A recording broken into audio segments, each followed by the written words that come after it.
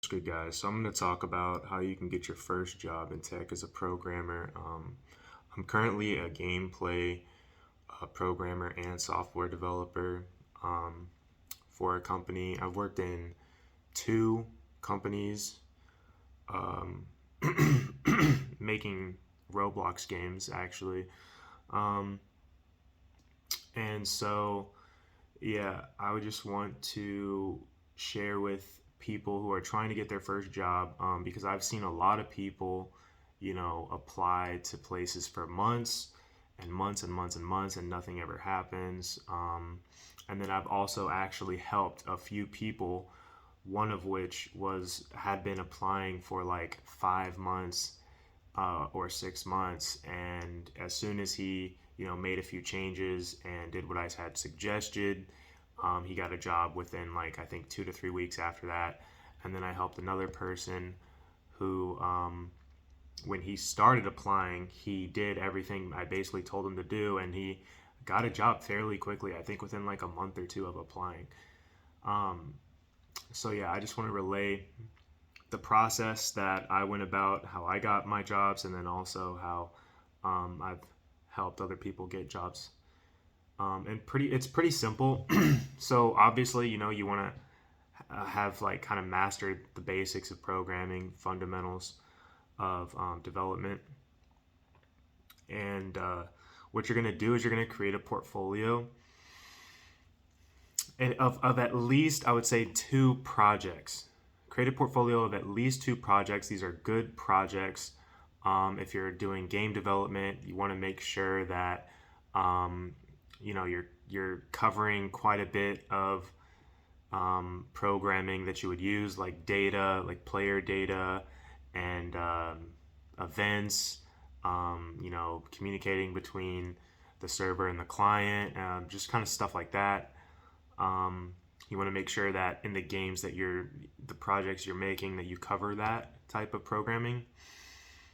And then for like web and software, you just want to make sure that you're covering the gist of like what you're going to be doing day to day web and software stuff. So like make a CRUD app. You can also make like um, an app that the user has to interact with and it looks nice or it does something cool. I don't know.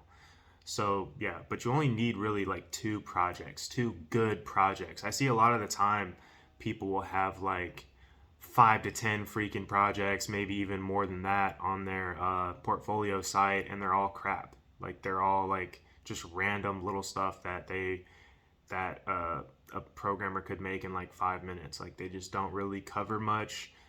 They're super simple, like creating a button, like is a not a project.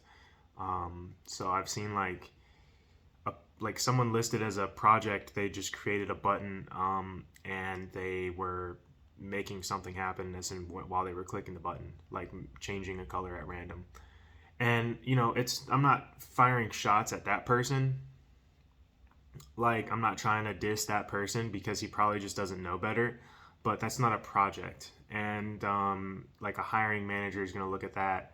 If a hiring manager were to look at that, and that knows development and programming and stuff like that, or if a CTO were to look at that, they would just be like, this is not really, it's not really nothing I can do with this. So yeah, make sure you have two good projects. You don't need more than two. You can go to three, but make sure these projects are projects you had fun with, and make sure that they're something that you took your time with, and that you're covering the bases and stuff, and it's something that you can genuinely talk about in an interview.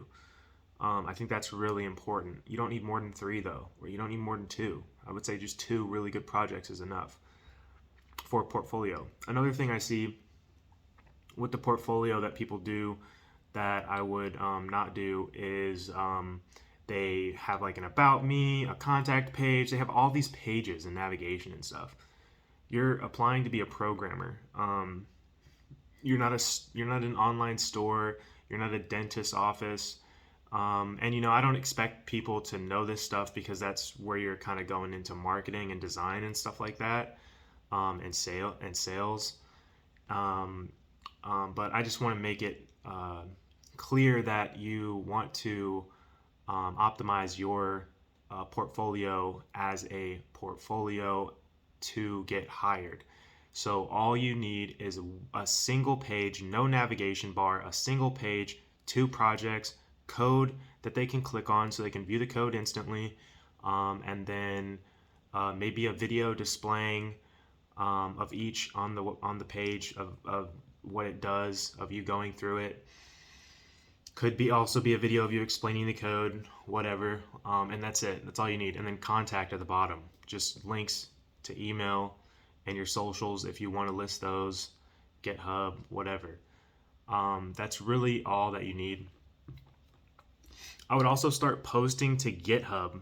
Now that I just brought that up, I would start posting to GitHub. You don't need to post to GitHub every day. There's people that say like, oh, you need to post every single day if you don't have a job. No, you do not need to do that. I think that's ridiculous. You can. It's not going to hurt, but I don't think it's very important. Like if you're posting frequently throughout the week or month,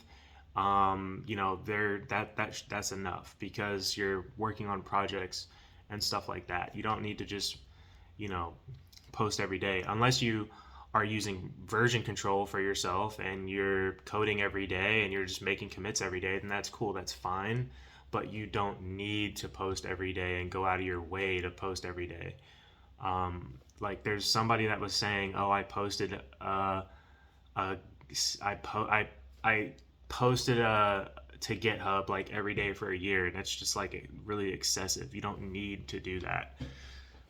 So just showing that you're active is enough, okay? Like you're consistent. I think that's more important than the excessive amount. Consistency is more important. So just posting a few times a week, or like, I don't know, like could be once or twice a week is fine, I think. It's just that you're posting and you're using it and you have stuff that they can look at up there. Another thing, with that, let's see, where are we at? Oh yeah, so LinkedIn, okay? LinkedIn is a really, really, really good source to get yourself known and network. I would use that. Get yourself a LinkedIn. Have a very short bio. Don't put anything crazy in the bio. 3 sentences max. If you're gonna do a bio, actual bio in the bio, 3 sentences max. I have 2, I think. And no more than 3 sentences. And then maybe like a list of projects that you've done or something like that. And then what you're gonna want to do with your LinkedIn, you don't need to put aspiring. You don't need to put any. You don't really need to put anything in the title of your LinkedIn. I don't even think that's relevant until you actually have a job. But I mean, you could put programmer or developer or whatever you want to do, but you don't need to, like, there's people that put aspiring or all these other buzzwords in their titles. They put all these keywords in their titles. You don't need to do that. Do not need to do that, okay? What I would focus on with LinkedIn though is making video content. Could be with your face, could be without your face, but with your voice at least, of you going over code, of your own code, going through your code, like, oh, I did this for this project, and you're just explaining the code, and you're explaining your thought process.